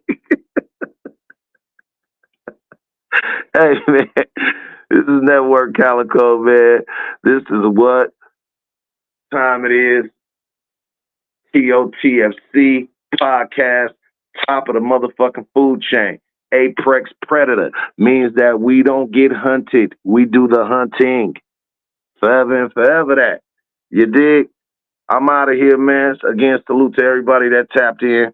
Salute to my motherfucking cousin, DGR Entertainment. Make sure y'all go tap in with him. If y'all need the intros, if y'all need the beats, if y'all need anything like that, make sure y'all go lock in with him. Make sure you go tap into my cousin, man. He got a new album out, or on the way, actually. He got a new single out called I'm in the Streets. That's K.O.B. Say his name backwards, you're going to be okay. That's K.O.B. Make sure you'll go tap into him and run them numbers up on that, man. I appreciate the appreciation. And if you want to help support the channel, hold on right quick in case you don't see it up under my name, man. Let me make sure that I put it nice and plain for you on the banner at the bottom. There it go. I got him. There it go. There it is. There it is. There it is. You can hit the motherfucking Cash App, ASAP, man. Like I said, I'm a newborn channel. I'm building this shit from the basement through the motherfucking attic. And I appreciate everybody on the inaugural rollout. You know what I mean? And we definitely got more to come. We definitely got MJG that's going to be tapping in, doing the sports part of the game. Salute to him. Salute to Gooch the Great. Salute to Reem, the Law Library, man, to all my motherfucking people, man. You know what I'm saying? Hey, one more again, one more motherfucking win. And with that being said, like I said, you see right there, you can tap in with the Cash App if you want to support the channel. And I'm out this motherfucker. Never in the history of the Oakland Police Department has there been a day like today. 5 Oakland police officers were shot this afternoon, and tonight, 3 of them have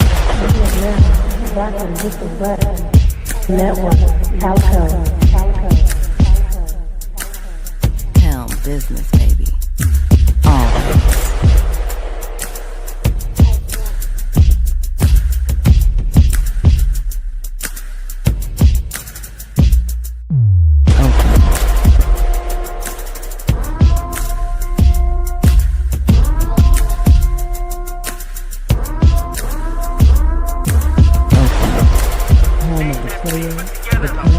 And the Panthers.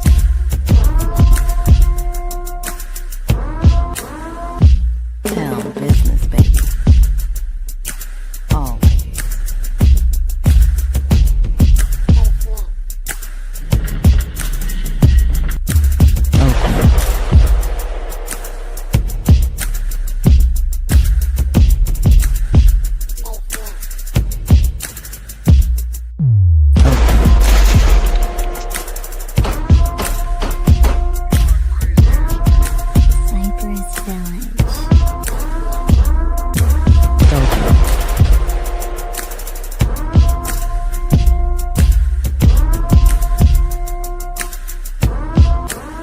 Business.